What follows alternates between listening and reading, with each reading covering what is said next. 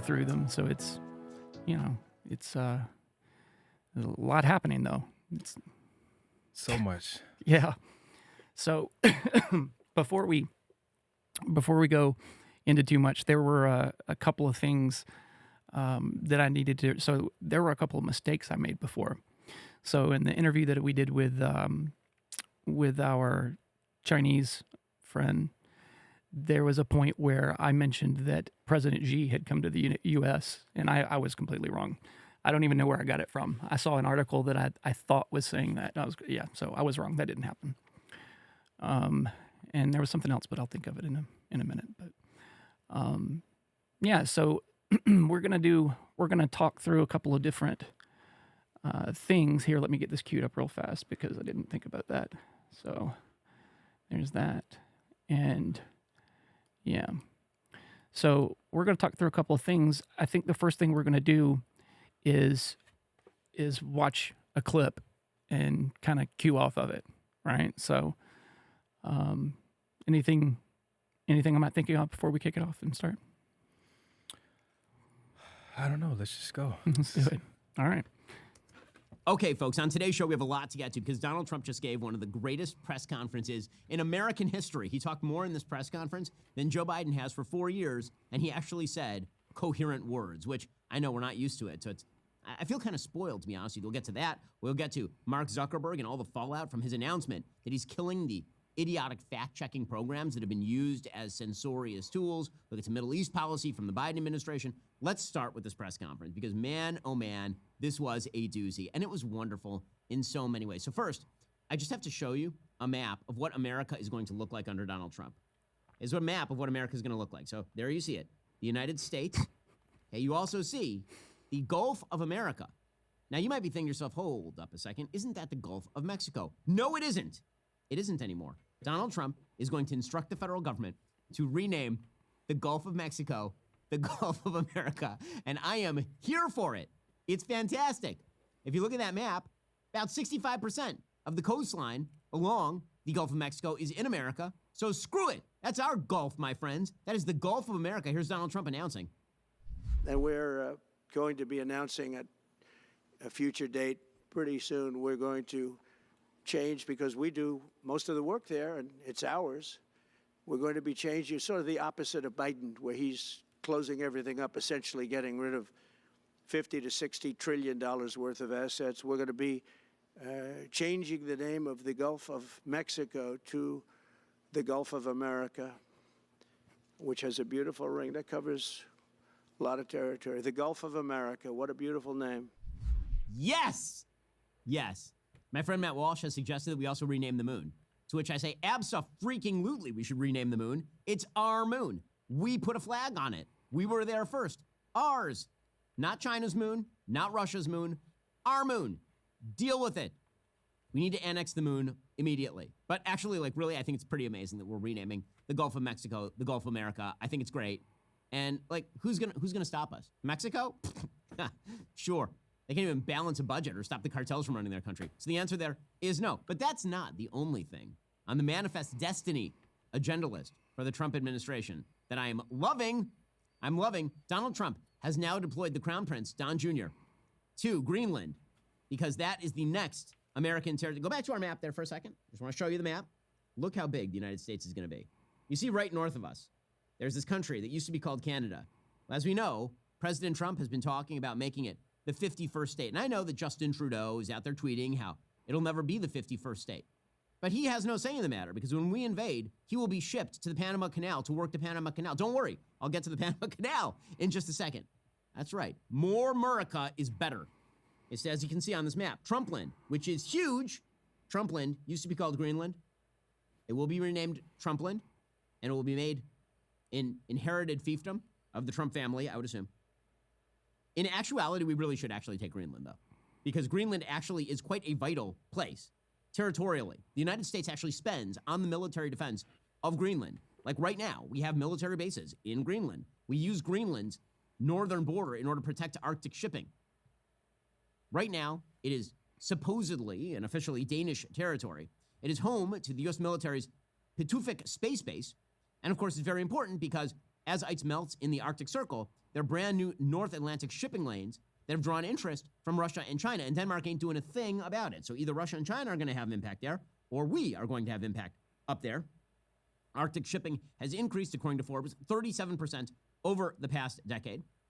Also, the island is part of the strategically important Greenland-Iceland-UK gap, a choke point Russian ships actually have to transit to travel from the Arctic Ocean to the Atlantic. Also, Greenland has a bunch of untapped mineral resources. Those include coal, zinc, copper, iron ore, diamonds, and oil. And a lot of the island has not been explored. There are only about 60,000 people on the island in total. And actually, the United States, believe it or not, does have a pretty good historic claim to Greenland. I'm going to go through the history. I know you weren't expecting a history of Greenland, but you're going to get a potted history of America-Greenland relations because, actually, quite seriously, we should purchase Greenland. Here's... Okay. So let's talk about this. Because, as you know, the attitude here, I find off-putting, right? I know he's joking. And he's playing around like...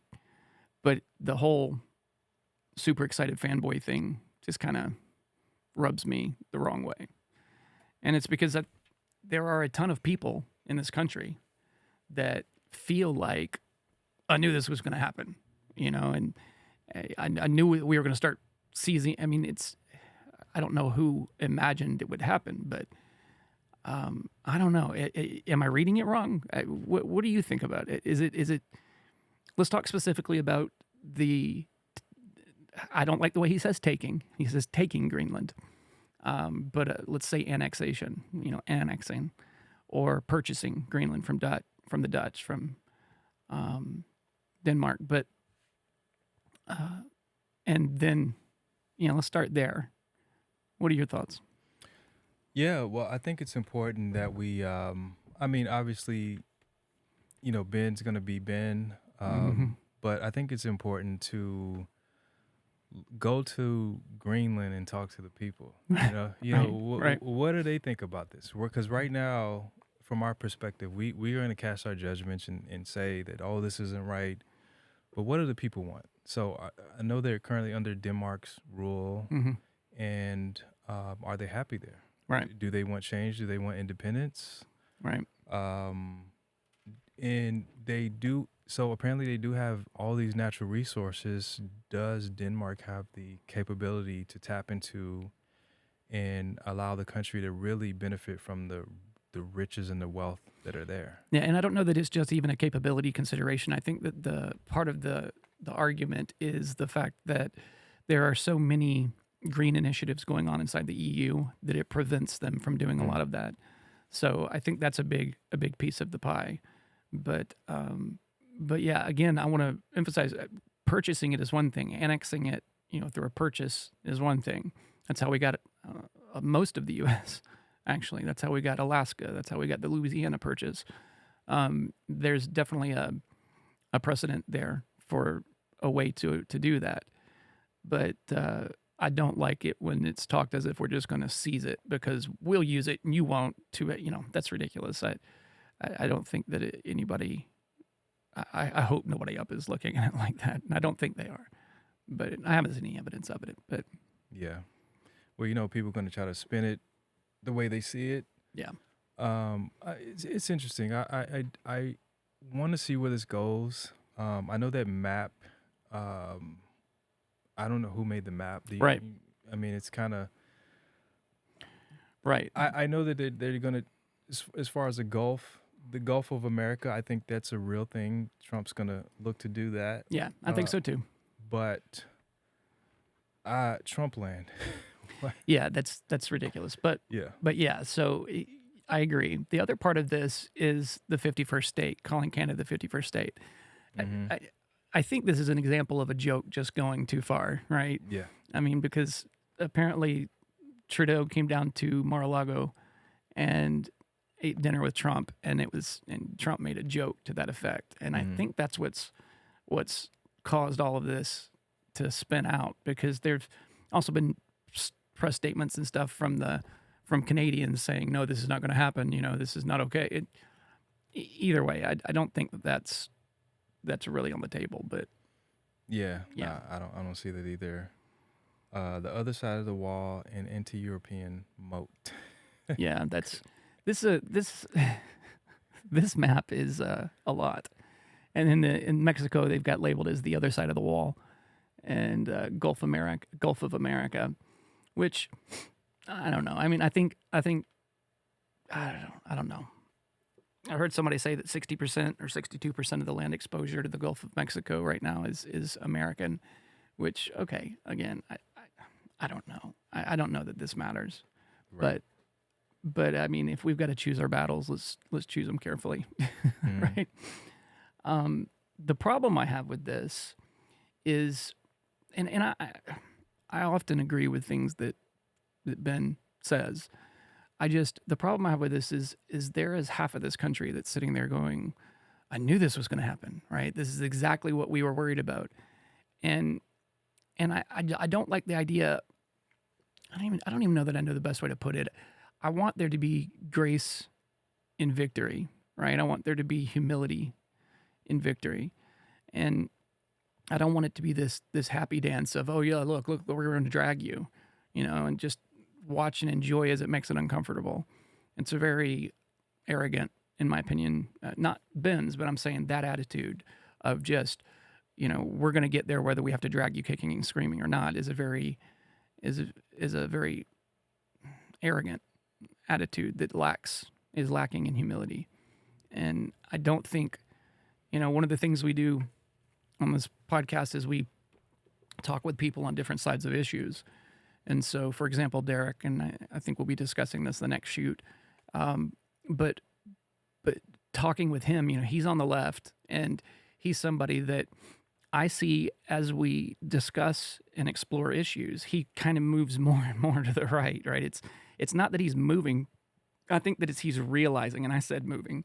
I think that he's realizing that he's actually on the right side. And I think that there are a lot of Democrats like that. And I think, while there's obviously some that aren't, there's a lot of them that as they look at issues, I think that they'll find that there was a lot of things that they just didn't see or they hadn't understood. Now, I'm not saying that that's true of every Democrat, and I'm not trying to label all Democrats. I'm just saying I think we have to recognize that half of the country is on the left in some form or fashion. And we have to make sure that we don't create a divide between the two of us that's so great that there's no way to help people across and there's no way to meet in the middle. Does that make sense? It does. Yeah. Yeah. And that's tricky these days. I mean, especially with this contentious political environment as we've had for the last year or 2, 3 years. But yeah, the other aspect of this that he didn't get into is the Gulf or the Panama Canal. And, we built the Panama Canal with local labor, but we funded and built the Panama Canal. And we, I think, had a 50-year lease on it. So after 50 years, we had agreed to turn it back over to them. At least that was part of the initial agreement. And in 1997, we turned it back over to them. Mm-hmm. So here we are 27 years later. And the question is, are we just going to say, okay, you know what? We're taking it back. Now, the reasoning for that is, as you've heard him say, he's talking about as the Greenland ice sheet and the polar ice caps shrink, shipping lanes, the fabled Northwest Passage, is going to open up. So you're going to be able to have shipping through there, which is going to be a huge thing, right? It's going to make a difference because right now everything either has to go around the southern tip of South America or through the Panama Canal. Well, when that opens, what he's saying is we have to make sure that we are in control of the shipping lanes, that we don't have the ability to be gridlocked and locked down by foreign adversaries. Not that just that we have control of it. The same applies to the Panama Canal. And apparently there is right now the control of the Panama Canal is maintained by the Panamanians, but they have outsourced apparently a lot of the key functions like the security and the maintenance and the management and all of that stuff to Chinese companies, which on its face, I don't think is an awful thing. We can't be upset because the Chinese are being hired and working, but if we ended up in a spot where we're at war with China, then it becomes problematic because they have the ability right now to lock down the only shipping lane for us from the West Coast. So, and also but that gets into a larger geopolitical issue or discussion. But I don't know. What are your thoughts on Panama? As it pertains to shipping, if that is one of the major throughputs for getting, supplies from East Coast, over to the West. 62% of imports. Yeah, so Come through it. That's major. If that is we already saw what happened when the pandemic hit and we couldn't get supplies. Yeah. We don't want that sort of chokehold. So I see the benefit of us regaining control, and then also once the ice caps do melt, having the ability to have access to Greenland and ship. It's going to be beneficial overall, you know, and I think that's what he's looking for. He wants to make opportunities abundant and loosen any sort of restrictions for growth for our country. Yeah. And the surrounding areas. Agreed. So. And from that perspective, I think it's understandable. In addition, with regard to Greenland specifically, as I understand it, it would be essentially the Greenlanders requesting either annexation or inclusion of some sort.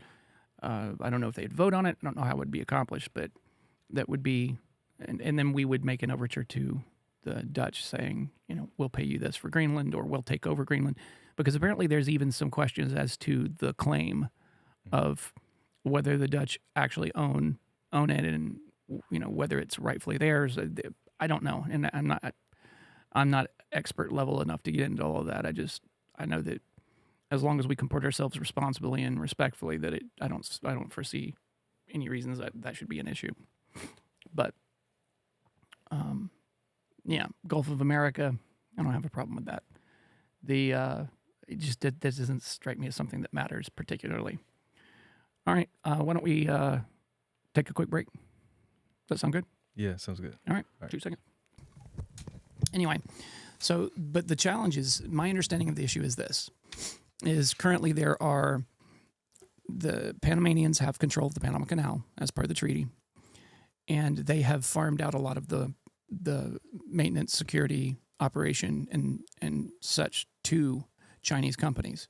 So the challenge is, what if China decided to attack, or what if we ended up at war with China? Do they have the ability to put a chokehold on U.S. shipping and U.S. imports? That's the question. So I don't know. I think it'll be interesting to see what develops. We ought to try to get our Chinese friend back in and talk to him about it, see what he thinks, because that's not a small issue, in my opinion. But I don't think we should invade Panama. Not at all. By any stretch. I don't think that's the result. I think we tell them that either they need to, I don't know. They either handle it internally, or we're going to handle it, or we work out a treaty with them to handle it ourselves. I don't know. This is a larger issue of discussing the security of the United States of America, and I'm not in the position to be making that decision, so I don't know. Right? Yeah. I would be interested to see what all the facts look like on that, though. Yeah, absolutely. So we have not, even a whole week left before new administration takes over. We got 2 days. Yeah. It sounds like they're going to hit the ground running. Yeah. We'll see what happens. Yeah, definitely. So let's see. This was another one. Ottawa to unveil initial retaliation plan.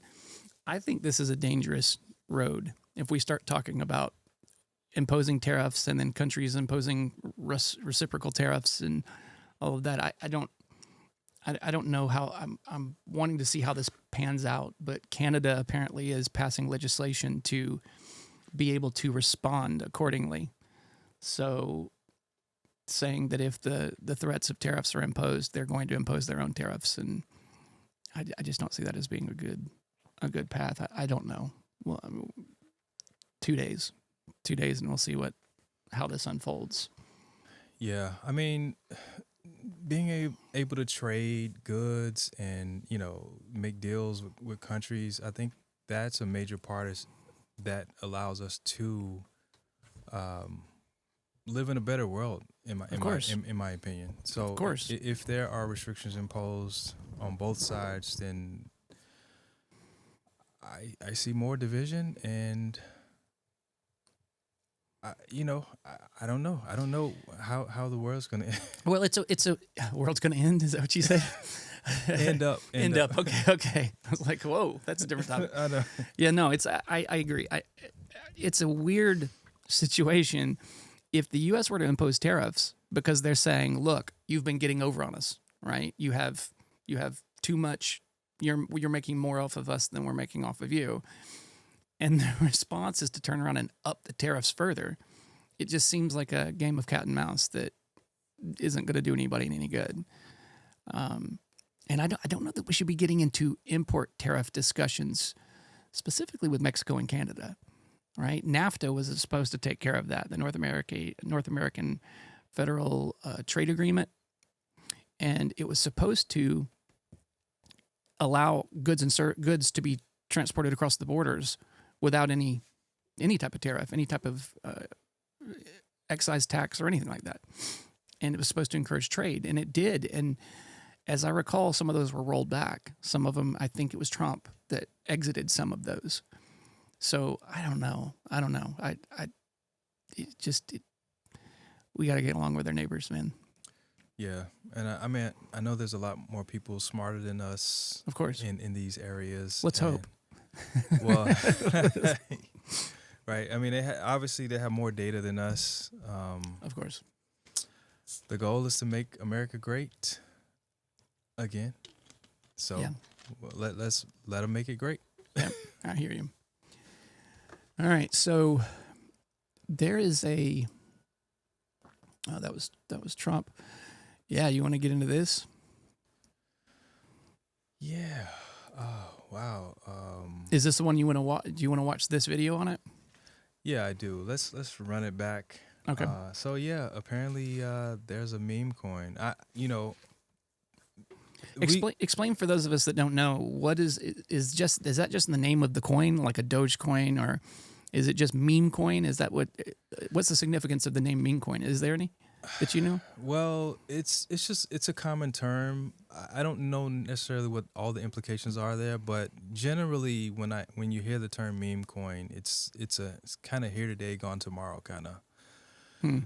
Well, the reason I ask is because meme is another word for like a simulacrum, right? Like a reduced, consolidated, concise, summarized picture of something, right? That's what memes are. Mm-hmm. And I've read books that are talking about the fact that everything in human minds is a meme. So, the concept of a meme is a very complex thing to begin with. It's not just, oh, look, something that spreads around the internet. It's arguably one of the ways that we consolidate and store memories is in memes, so to speak. Yeah.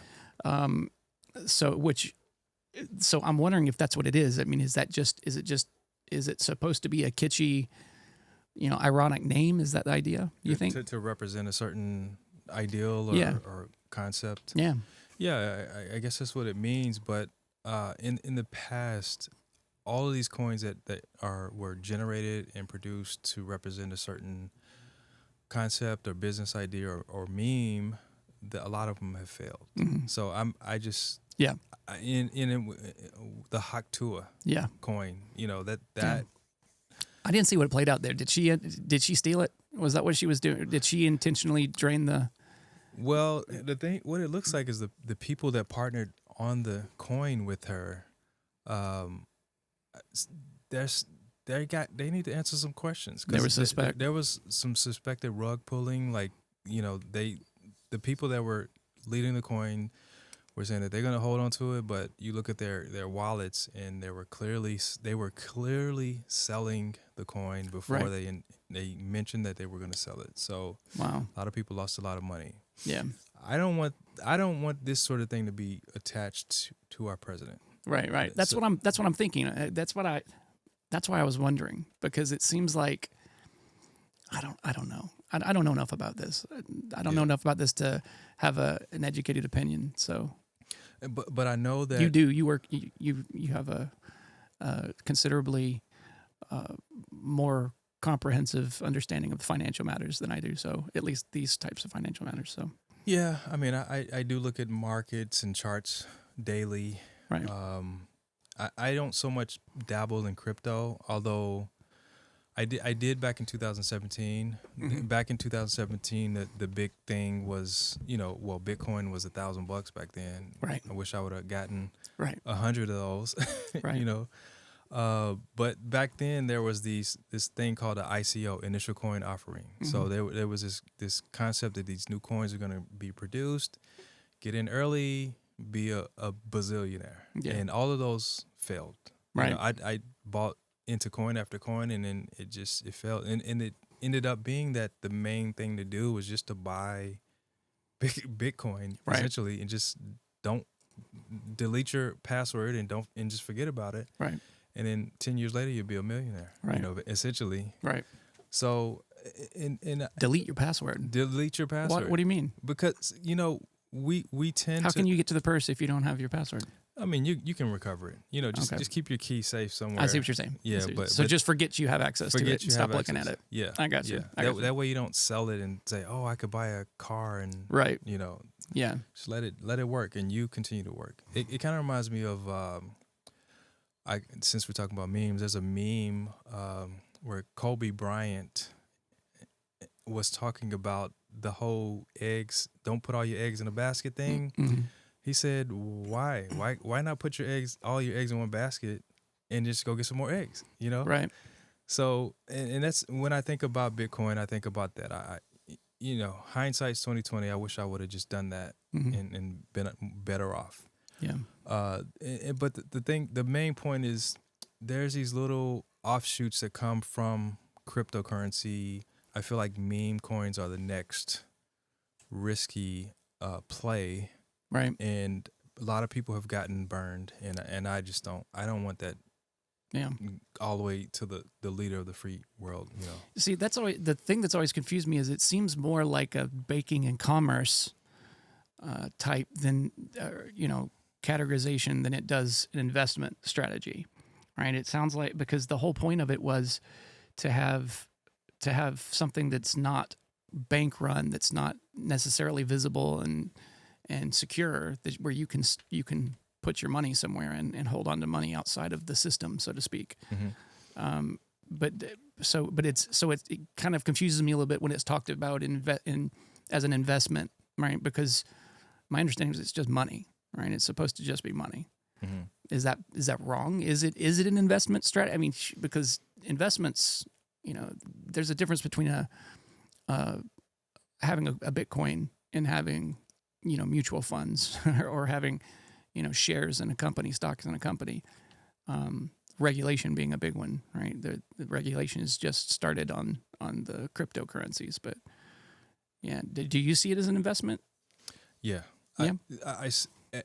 I don't see how it could be used for transaction. I mean, people do take cryptocurrency purchases. It happens all the time, but the problem is the fluctuation of the value of the coin. Mm-hmm. Like, you want to buy a car, a couple years ago, you could probably buy a car with one Bitcoin. Mm-hmm. And now, how many Bitcoins do you need now? Mm-hmm. Like, there was a guy who bought some Domino's pizza. I think he spent like, Yeah. a couple hundred, 1,000 Bitcoin. Yeah, he spent a lot of Bitcoin on it. So the coin itself, I think the article I saw said something like the $10 million pizza or something. Well, there you like go. that. Yeah. Yeah. There you go. So from that perspective, if you're going to use a coin for transacting, it has to be stable. The dollar fluctuates. All the currencies around the world fluctuates, Of course. but the fluctuation is not as huge as the cryptocurrencies, Yeah. right? And there's people that trade based on the fluctuations. Forex is one thing, but the way they benefit from the fluctuation is they have huge leverage. So they're able to do 5 to 100 or whatever, depending on which broker you go to, and the sheer size of the account with the minimal fluctuations, you can profit if you know what you're doing. You know, it's risky. Everything's risky, especially cryptocurrency. Yeah, that's what I was wondering. Is it considered high risk? Is it, that's because when you think of it from an investing standpoint, that's what I was curious about. Because I'm just not, like I said, I've always thought it more as a bank than I have as an investment vehicle. But yeah, I mean, just looking at the history of it, it started out pennies and now it's worth 100. Yeah, that would have been a grand investment. Right, agreed. Yeah, it's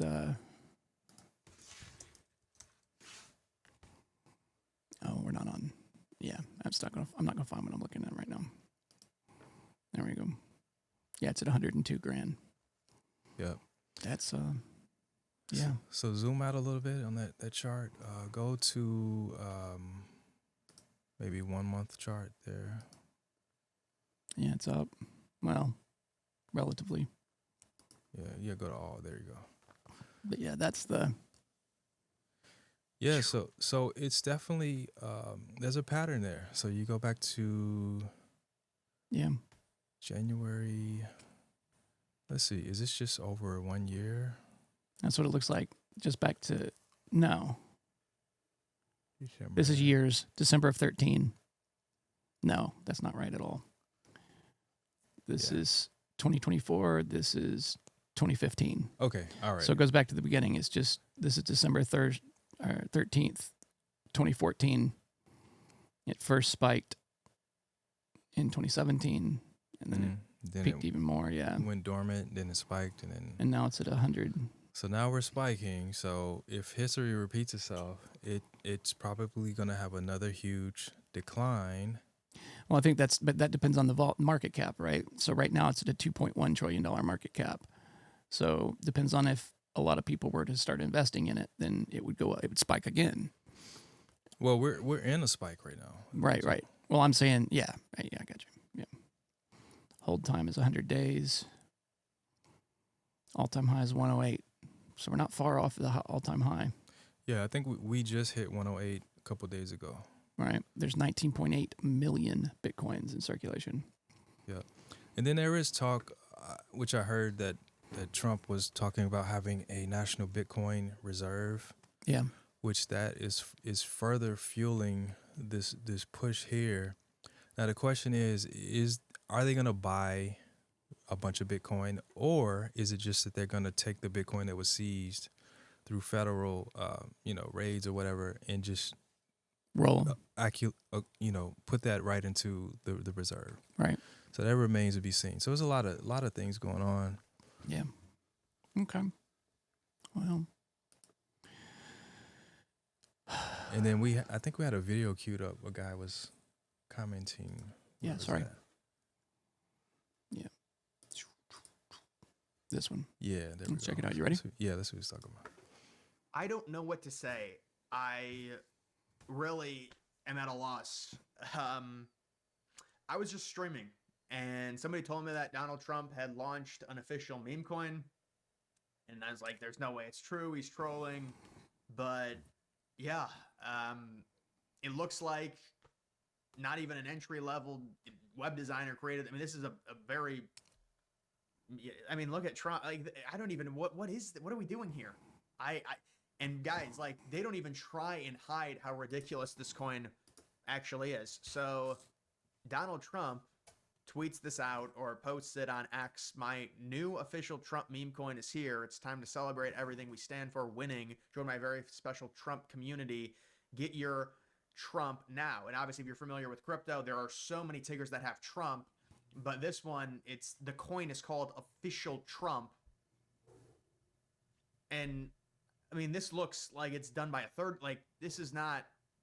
And you, like, I mean, but guys, it's not even the craziest thing. So, this is the wallet, and I wonder if it still holds all of it. Yeah, so this single wallet, you can see, I'll zoom it in. This is on SoulScan. It holds 80% of the supply. So the total supply is 1 billion, which is pretty standard for a meme coin.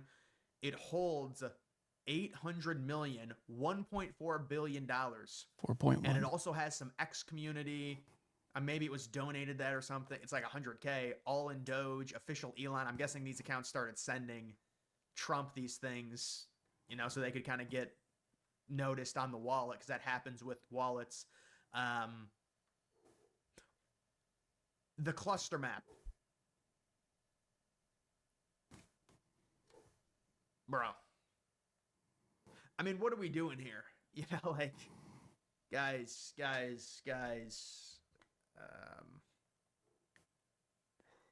Yeah, and so you copy the address here. I'll go back to I'll go back to the terminal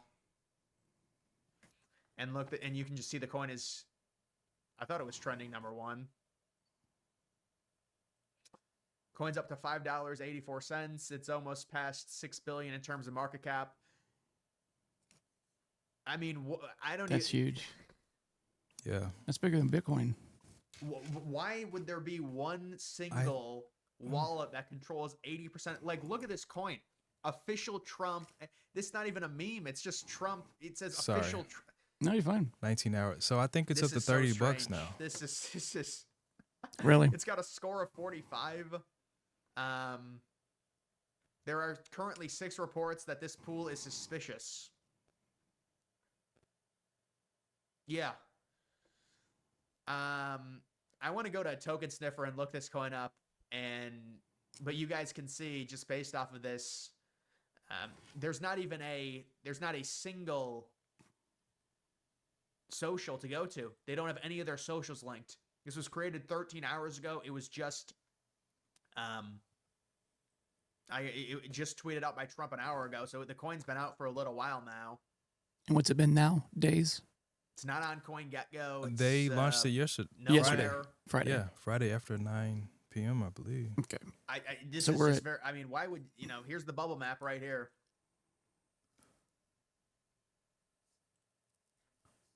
%. Wow. All these others, you got one at 3%. It looks like an insider at 3%. Another insider. These are all insiders, I would imagine. Who told Trump to do this? This is Soul Sniffer. Yeah. High risk. I would say so. Mm-hmm. High risk. I mean, my goodness, they didn't even try and hide it. $27 right now. Has 80% of 27. Yep. the supply, and the coin is. It's not even like it's done. It's not even half-assed. It's like quarter-assed. You want to keep going on this? Oh no, we can stop. Yeah, so it looks like it peaked out at $33, Right. and now it is sort of consolidating. So, I mean, we'll see. That's a lot. It is. Would have been nice to be tipped off of Right. One of those insiders. Yeah. Yeah. I heard some guy had one investment was for $800, and then it turned into I think 300,000. Yeah. Which it probably jumped much more once it hit 33. So Look at these comments. Baron got his dad's phone and went rogue. 2024, it can't get any crazier. 2025, hold my beer. right.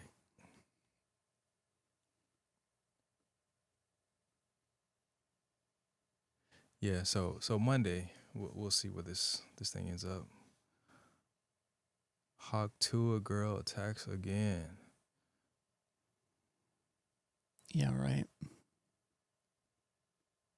So for reference, I mean, of course, this is Trump.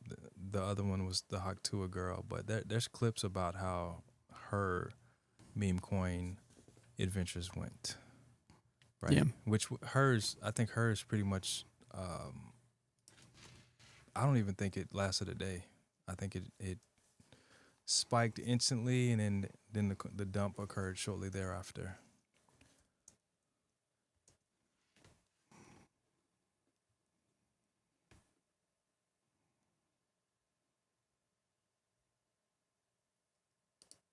If you bought the Hawk Tua coin, you're having a really bad weekend.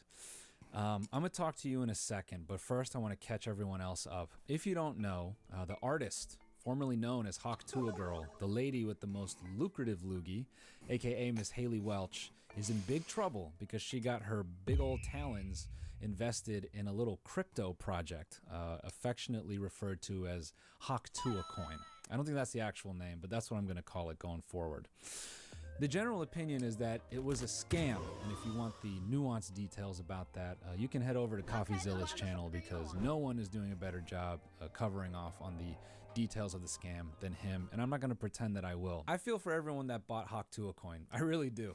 They woke up on Friday thinking they're going to have a regular weekend, and then they went on TikTok, they went on Instagram, they might have went on their favorite streamer stream, and they swiftly found out one way or another, everybody hates you. My Hawk meme coin is live! Basically, this coin was launched and then very quickly lost about 90% of its value. It went from a $500 million market cap to a $60 million market cap in 20 minutes. A cluster Jeez. of 10 wallets associated with the dev wallets owned a staggering 97% of the supply. A bunch of insider trading happened. People bought into it for millions and millions of dollars. They pulled the rug out from under everyone that bought into it. They kept all the money. They kept all the profit from the fees, and everyone that bought into it lost all their money. Imagine you're just an unassuming person that put 500 in Hawk Tua coin because you thought maybe I'll get it. Maybe I won't be the sucker. Maybe you work at just a vape store, just a regular ass dude working at a vape store, and you try to gamble a little bit on Hawk Tua coin.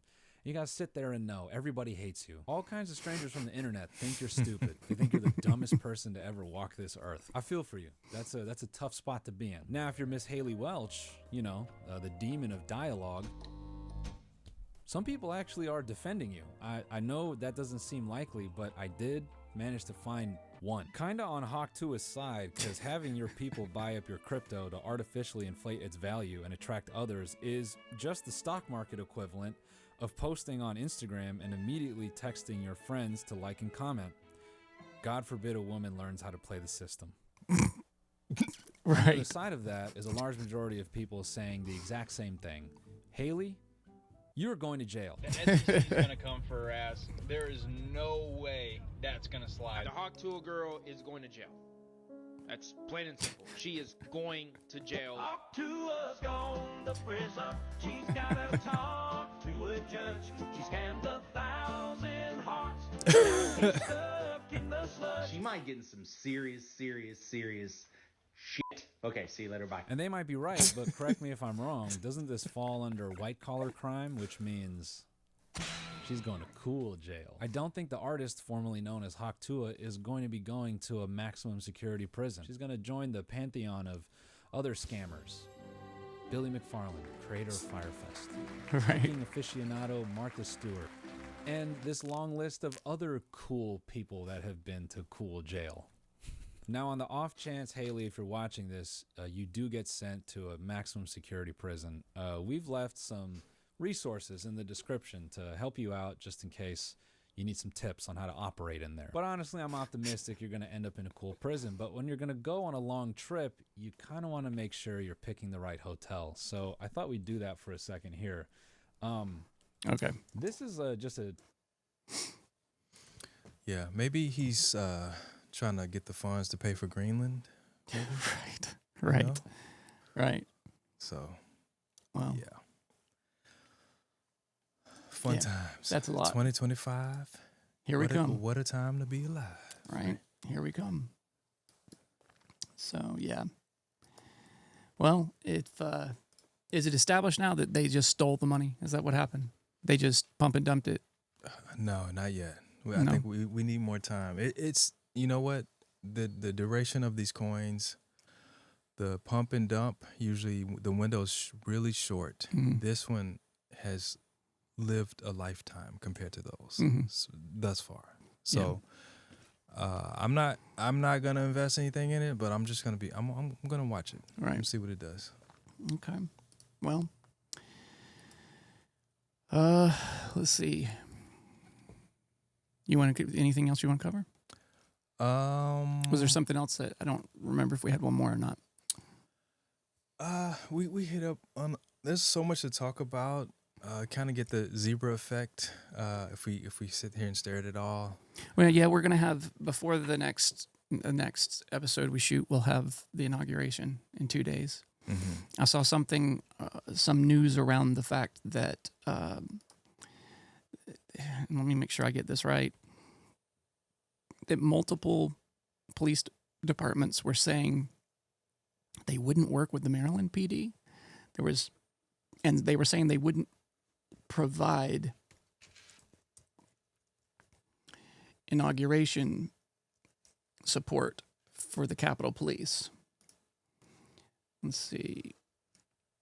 Taiwan ban local police departments refusing to help D.C. secure Trump's inauguration. More than half a dozen local D.C. police area D.C. area police departments will not assist the Metropolitan Police Department with security for the 2025 inauguration, according to the Daily Call. The decision by these departments could leave it MPD with hundreds fewer officers than they typically rely on for such an event. Some departments cited a memorandum of understanding, or an MOU, with MPD as the reason for not participating, including the Montgomery County Police Department. Capitol Police will take a more central role in security due to the inauguration being moved to the Capitol Rotunda. That's for weather reasons, though. So, yeah, it turns out, there are some that are saying, and I don't know what it was about the MOU that made that they're saying they're refusing to help. But, reports polls say they're concerned he won't be safe at his inauguration. This is all over the place. So I heard that they were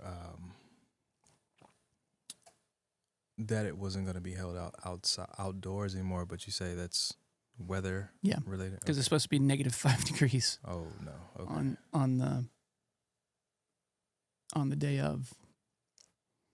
So but anyway, apparently they still have the Secret Service and the National Guard units and everything else. They're still, DC can police itself. I think just usually surrounding police departments will provide people, and MPD has refused. Mm-hmm. Or either MPD has refused or other people have refused to work with MPD. I'm not clear on it.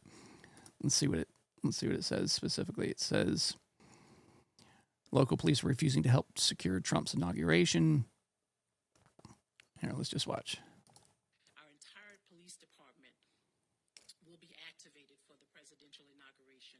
In addition, we'll be reinforced with nearly 4,000 officers from across the United States who were generous enough to raise their hands and commit their time to assist the Metropolitan Police Department. So MPD is Metropolitan, not Maryland. Sorry, Maryland. Dignitary routes and ensure public safety in our city. I'd like to pause and thank those officers who are coming to our city, taking time away from their families to ensure the safety and security of this event. Their commitment to our country, to this city, and their law enforcement partners are admirable. They deserve praise from us all. Yeah, so scratch that. It wasn't Maryland. It was the Metropolitan. Mm-hmm. So, 4,000. Half a dozen local D.C. area police departments will not be assisting the Metropolitan Police Department with security for the inauguration. There are going to be hundreds fewer than usual.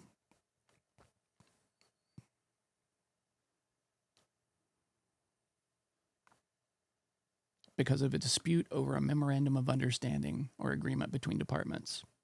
So they didn't like the terms, or they didn't like they just didn't like the agreement, I guess. Mm-hmm. So, well, we'll see. We'll see what happens. What are your thoughts about the whole wildfire situation in California? What's your opinion? That's a lot, man. It's tragic. I hate that people are losing their homes and businesses, and it's terrible, but it does look like there have been some serious cuts to readiness for multiple reasons. I've seen people talking about the DEI aspects as far as diverting money to DEI. I've seen that, there was a whole thing about Trump Trump came out very quickly and pointed out that he had mentioned this in his first term and pointing the finger at Newsom, saying that Newsom didn't provide readiness. And then Newsom went out and said that things like all of the reservoirs were filled and things that just did not seem to be true. Yeah. And blaming it on Trump and the conservatives saying, they're just trying to spread misinformation. I mean, I've seen pictures of the empty reservoirs, so I don't know. What are your thoughts on it? I agree. I mean, right? that reservoir looked empty. Yeah, it looked empty. And initially, Newsom said that they were all full, and then the news anchor was like, "Well, this one, the Palisades was empty." He's like, "Well, Right. yeah, that's why I'm here to talk about." It's like, But you just said, Yeah. right? You just said that was not true. That was misinformation. yeah. So Yeah. the leadership. I mean, okay, so the California, that part of California is at high risk of wildfires. We know that. We've known that for years. Of course. Every year. So it would make sense that they would not cut budget to that fire department, and to also have safety protocols to check that everything's working and functional. I understand that pressure, due to the nature of the fire, the water pressure was severely impacted, and they weren't able to service everyone. And what does that mean? That means you gotta make sure the reservoirs are full, and you gotta make sure that everything is checked and validated. So now you can't strategically deploy fire trucks and then get there and the hydrants not work. Exactly. I mean, come on. Or be understaffed. This Right. mentions LA Fire Department among the most understaffed in America. That's CNN reporting that. Yep. Los Angeles Fire Department is among the most understaffed, with less than one firefighter for every 1,000 residents. Has roughly 3,500 firefighters for 4 million residents, while cities like San Francisco have more than 1,800 for around 1.5 million. And Los Angeles face resource shortages, with many stations struggling to provide basic necessities, as reported by the LA Fire Department Foundation. Karen Bass defended recent budget cuts, saying that they are the result of tough budgetary times, despite criticism regarding the impact of the fire on the department's ability to respond to emergencies.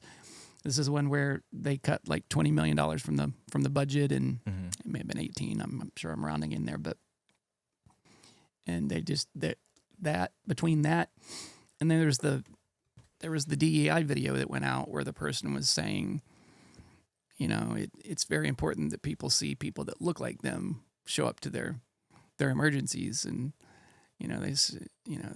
I've heard people say, well, you couldn't carry my husband out, and my response to that is, if I have to carry him out of a fire, he's gotten himself in the wrong place. Well, yeah, it's an emergency. You're definitely in the wrong place if you're in the middle of an emergency. I just don't know what to think of it. It strikes me as something, I don't know, man. I don't know what's going on in California. Yeah, I don't know either. And being that we are, MLK Day is on the 20th, which happens to be Inauguration Day. Yeah. And I can't help but think about his I Have a Dream speech. Right? There's a part in his speech where he's mentioning he hopes one day his 4 kids will not be judged by, what was it? The color of their skin, but by the content of their character. And DEI is apparently a contradiction of that. Oh, sure. So, well, it requires first judging people by the color of their skin. Right. That's the first. It's the first step.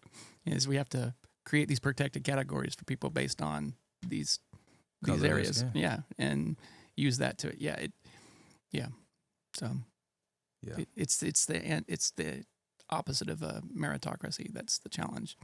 And I'm not trying to speak against like affirmative action and equal opportunity and all that stuff. I think there was a time in which they were necessary. Absolutely. I just don't know that we're there now. I don't know. That's up for debate, and the numbers should show us that. We should be able to look at the numbers and see what is it provided. And so I don't think. I was asked in a previous episode by our Chinese in our Chinese interview the difference between the right and the left, the way they see the LGBT issue, and I said it breaks down to the grouping people by ideologies, or creating protected categories in which to group people. And I think that that's the opposite. That's regression in my mind. That's going back to acting like we don't understand a lot. And so, yeah. But yeah, and I think the content of their character, I think that's part of the reason that you and I are sitting across from each other. Of course. Because it was our skills that we acquired that eventually had us working essentially right next to each other through multiple companies. And I think that the focus needs to be on not bunching people together just because they're different races, but instilling the power of acquiring skill sets that people will pay you for these skill sets, developing a work ethic. Exactly. Yes. So that needs to be the focus, and then the skill sets in themselves will automatically have us working together, doing business with each other. It's like the concept of learning to learn and excelling at learning and excelling at improving. If you just excel at one thing, you're right. We worked together in a competitive area. There were some people that weren't super competitive, but always pushing yourself, trying to get ahead, trying to learn more, take on more responsibility, grow, further your skill set. You could tell the people that were doing that, and they excelled. Absolutely. So that's the way it should be. It shouldn't be we're going to bring these people in because we need to be more diverse. That makes zero sense. So. And it's infiltrated everything. It's infiltrated this country in a way that we really have to address. It's infiltrated our school, our educational systems, our advanced and continuing education systems, our universities, and now I have seen that there are companies that are rolling back their DEI policies and their DEI programs, which is good because that's ridiculous. Our economy is capitalistic.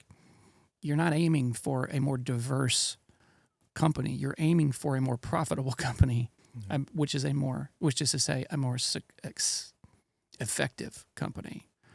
And that it makes very little sense to start trying to ideologically divide that up. And I don't get it. I don't either. But all right, well, I think we can call this a day. Thank you for coming in. I appreciate it. Is there anything before we close? Is there anything you want to? Did I forget anything? Or because we won't be back until next week. So no, I think that's good. I think it's a good stopping point. And we're going to start doing this every week. So we're going to start doing it on Saturdays, and we'll release. So we're going to keep. Derek and I are going to keep going as well, and then we'll probably cross over all the time. You can come over and join us, and vice versa. But yeah, I'm looking forward to it. I'm looking forward to having you with us, man. Thank you. Thanks for having me. All right, man. You have a great week. All right, thanks. Talk soon. Yep.